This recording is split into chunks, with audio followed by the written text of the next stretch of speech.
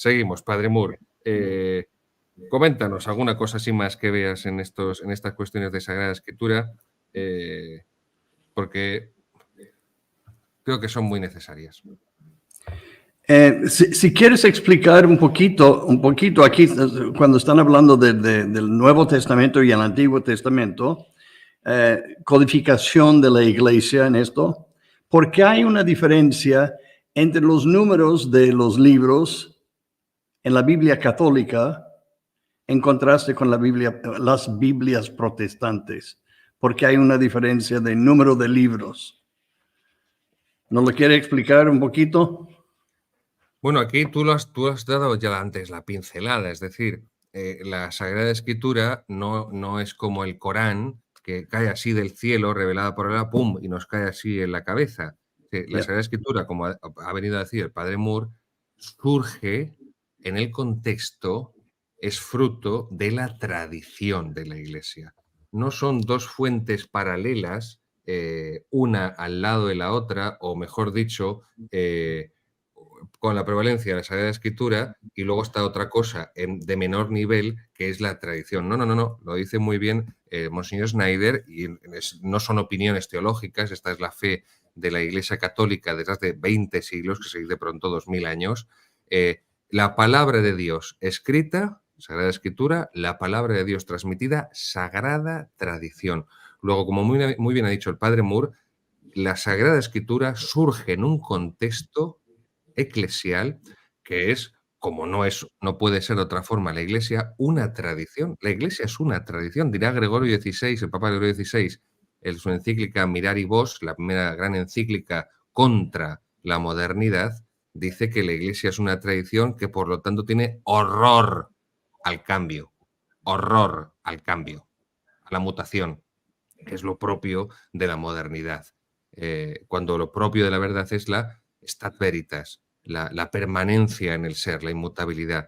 Pues muy bien lo ha dicho el Padre Moore. Además, ese canon de la Sagrada Escritura surge en la tradición de la Iglesia, surge en la Iglesia, que es una tradición, surge en un contexto litúrgico, surge en un contexto sacramental de la fuente de santidad que tenemos, que es el santo sacrificio de la misa, el misterio eucarístico, y evidentemente Lutero, que arremete una y otra vez contra la misa romana, evidentemente eso tiene que tener unas consecuencias a nivel exegético. No podemos creer erróneamente que Lutero carga contra los sacramentos, Lutero carga contra los dogmas del catolicismo, por ejemplo, los dogmas marianos, el dogma de la comunión de los santos, que Lutero carga contra el derecho de la Iglesia, por entonces las decretales, que eso sí que era el derecho verdadero, porque era la tradición, el derecho consuetudinario, la codificación que vendrá después del derecho canónico a partir de 1917 con el Código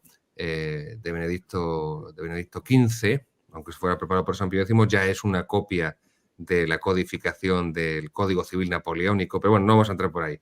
A lo que voy es que precisamente en ese contexto Lutero no puede por menos de cómo él se erige en el principio del libre examen, luego, y esto es fundamental, todo la raíz del luteranismo, del protestantismo en sus diferentes ramas, el anglicanismo inglés, que luego en Estados Unidos, Padre Moore, es el episcopalismo, el calvinismo de los holandeses o el luteranismo de los alemanes, con las miles de sectas y fragmentaciones que no... Solamente 34,000. Solamente 34,000 oficialmente diferentes sectas protestantes. No estamos hablando de edificios. Estamos hablando de religiones diferentes protestantes que dicen que se nombran cristianos, que creen en Cristo. Y tenemos a Lutero. Quiero decir a los auditores esto. Imagínense que tienes una colección de las cartas que escribió tu madre durante toda tu vida. Y estás muriendo tú. Y quieres dejar estas cartas, este recuerdo a tus hijos, a tus nietos, etc. Pero hay ciertas cosas que no te gustan de lo que escribió tu madre. ¿Sí? Entonces tú vas y destruyes una carta y destruyes otra carta y dices, Y este es el pensamiento de mi madre. Pues no es el pensamiento de tu madre si sacaste cosas muy importantes. ¿Por qué digo todo esto? Lutero tuvo un problema grande, enorme, con el purgatorio. ¿Ok?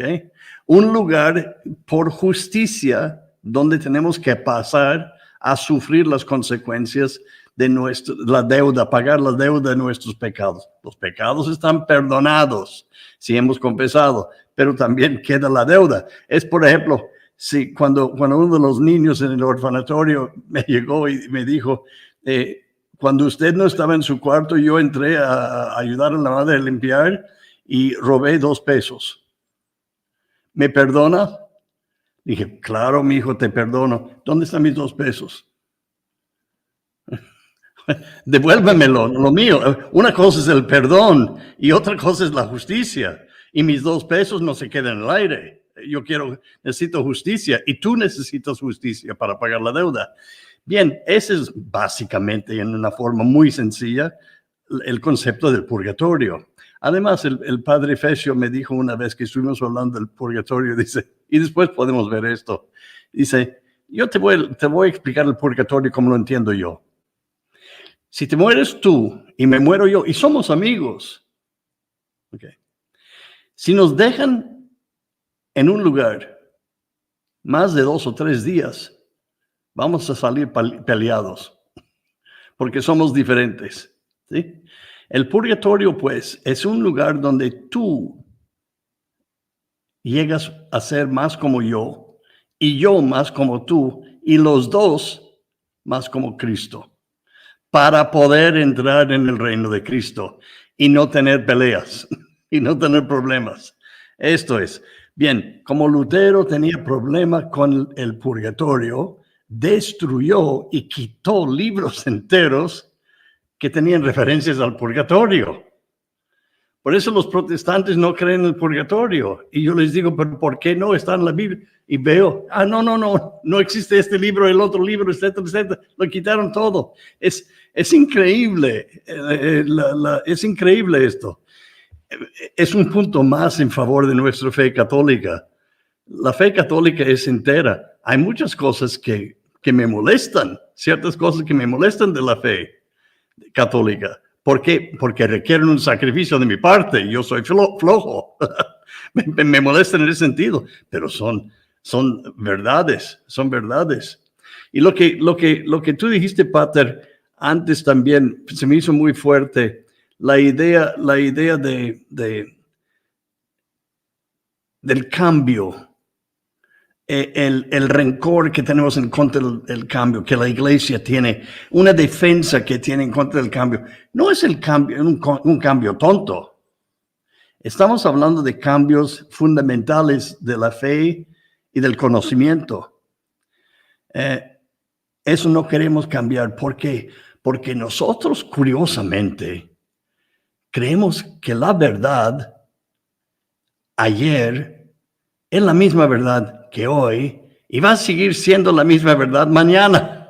La verdad no cambia. Entonces no queremos cambiar las verdades de la fe tampoco.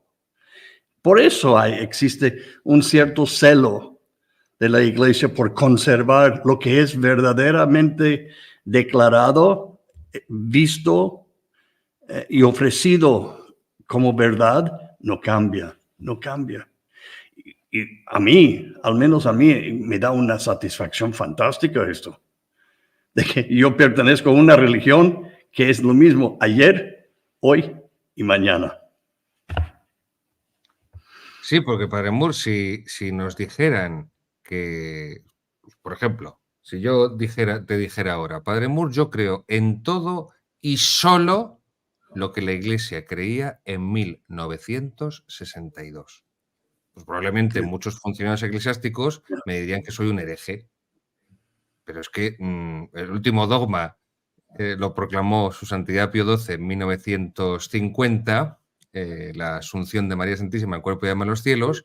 No se ha vuelto a proclamar ninguna verdad dogmática, y si un católico fuera trasladado la máquina, una máquina del tiempo, ¿no? Como la película esta de Regreso al Futuro, del 62 al 2024, entonces ya dejaría de ser católico, porque parece ser que la Iglesia desde el 62 a la hora, parece ser que han surgido otra nueva doctrina que se sobrepone y se superpone a lo que había antes hasta 1962, y el que no diga amén, amén, siguana, amén, amén, amén, amén, fideístamente, de forma fideísta, luego irracional,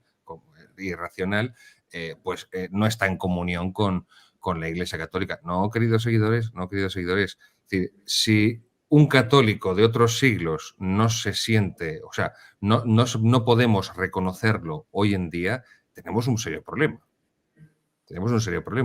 Antes he dicho San Bernardo, Padre Moore.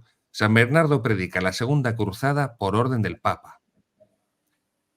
Yo creo que hoy San Bernardo no se le canonizaría ni se le declararía doctor de la Iglesia por eso. Santa Juana de Arco recibió, mira, y nunca mejor dicho, revelaciones divinas para irse a la guerra contra los ingleses. Pues hoy no se canonizaría a Santa Juana de Arco. No estaría canonizada, claro. Pecó contra la paz. San Ignacio, un militar. San Juan de Capistrano, San Lorenzo de Brindisi, predicador de los ejércitos contra los turcos, contra el moro, el sarraceno. Bueno, pues es que como empecemos a repasar. Por eso es importante lo que antes les decía, queridos seguidores, de conocer la historia, el contexto histórico de los santos, de la vida de los santos y de la vida de la Iglesia, porque nos ayuda a no absolutizar y a no tragarnos el veneno moderno de pensar que ahora la Iglesia ha descubierto pues no sé, una serie de cosas que durante 20 siglos, antes del Concilio Vaticano II, no habíamos descubierto. Entonces, no hemos descubierto la Sagrada Escritura hasta ahora. Antes no la conocíamos. No hemos descubierto la misa, Padre Moore, hasta que no se hizo la misa nueva. Antes no sabíamos lo que era la misa. No sabíamos lo que era la misa. Antes de que Bugnini llegase a trabajar en el Vaticano, era imposible rezar. Exacto. Y respecto, que nos hemos ido un poco por los cerros de Úbeda, Padre Moore, respecto a lo que me preguntabas antes, con el canon de la escritura protestante, pues por ejemplo, la Carta a Santiago. La Carta a Santiago, Lutero mete la tijera y la quita, sí, sin ningún problema. Claro, ¿qué dice la Carta a Santiago? Muéstrame tu fe sin obras y yo por mis obras te mostraré mi fe. Claro, eso echa abajo todo el principio luterano de la fe sin obras, sola fides. Entonces, bueno, esto no es de arreglado, pum, y se la quita de en medio. Y otra cuestión muy importante, que también es castrada del canon de la Sagrada Escritura por los luteranos, la Carta a los Hebreos. La Carta a los Hebreos es un elogio, es un canto de San Pablo al sacerdocio levítico, al sacerdocio de la antigua alianza y al sacerdote de la nueva alianza, nuestro Señor Jesucristo, que es sacerdote, como dice el prefacio del tiempo de Pascua, sacerdote víctima y altar, que ofrece el santo sacrificio en reparación, como decía el Padre Moore, justicia, en reparación, porque eso es la redención del Señor, un acto de reparación, un acto de justicia en reparación del pecado del hombre. Claro, esto a Lutero le hace ponerse frenético, porque claro, Lutero lo que hace es atacar frontalmente el sacerdocio católico, que es quien celebra... Padre, y no solamente claro que el sacerdocio, ¿por qué? Porque el sacerdote sacrifica. Y Lutero odiaba también la idea del sacrificio. Por eso pocas veces hoy día se escucha hablar del santo sacrificio de la misa. Se habla de la cena. No se habla del altar, se habla de la mesa, etcétera, etcétera, etcétera. Exactamente lo que Lutero hizo para quitar esas cosas. Pero, ¿te imaginas, Pater, la presunción de quitar un libro entero de la Biblia y otro libro, y en donde en el Antiguo Testamento, donde nos anima rezar por los muertos, rezar por nuestros difuntos? No, eso hay que quitar porque a lo mejor van a pensar que están en el purgatorio. Bueno, es como digo, imagínate el tesoro de la colección de cartas de tu madre, y porque a ti no te gustan ciertas cosas, las quitas y no las tienen en el futuro de su familia. Absurdo. Presunción. Padre Moore, eso dice mucho de la mentalidad del propio Lutero, que como se creía especialmente iluminado, esa iluminación de la torre que él cuenta, especialmente iluminado por Dios nuestro Señor, pues claro, podía hacer y deshacer, quitar y poner en la Sagrada Escritura a su arbitrio, que por cierto, otra mentira de los protestantes, mucho antes de Lutero ya había muchas traducciones de la Sagrada Escritura y había un conocimiento grande, por eso lo que he dicho antes con las sentencias de Pedro Lombardo, había un conocimiento muy importante de la Sagrada Escritura ya en la Edad Media, En el caso de España tenemos la Biblia políglota del cardenal Cisneros, arzobispo de Toledo, primado de España, cuando Toledo era Toledo, no lo que es ahora, que en fin, no me voy a callar porque si no me van a fusilar, en Zocodover, y me tengo que sujetar un poquito y ser prudente por una vez en mi vida, pero bien. Y yo contigo, cuando sufres tú, sufro yo, ¿eh? Estamos unidos en el martirio. Así es. Pues el cardenal Cisneros, esa Biblia políglota, traducida desde del hebreo, del arameo, del griego al latín, bueno, pues ahí evidentemente hay un cultivo muy importante en la Sagrada Escritura, muy anterior a que Lutero tradujera la Sagrada Escritura al alemán, el Nuevo Testamento, y como dice Padre Moore, al suo modo, a su forma de quitar, poner y cargarse lo que quiere.